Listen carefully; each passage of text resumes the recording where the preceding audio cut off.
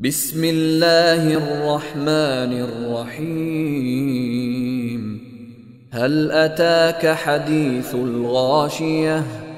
وجوه يومئذ خاشعة عاملة ناصبة تصلى نارا حامية تسقى من عين آنية ليس لهم طعام إلا من ضريع لا يسمن ولا يغني من جوع.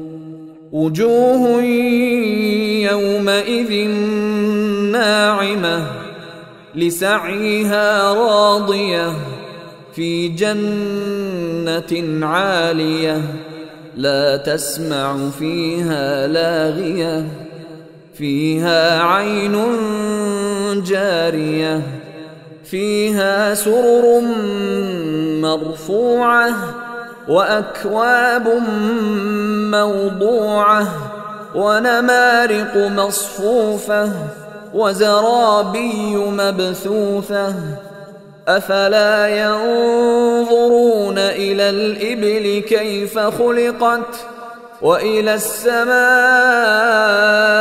كيف رفعت وإلى الجبال كيف نصبت وإلى الأرض كيف سطحت فذكر إنما أنت مذكر لست عليهم بمسيطر إلا من تولى وكفر فيعذبه الله العذاب الأكبر.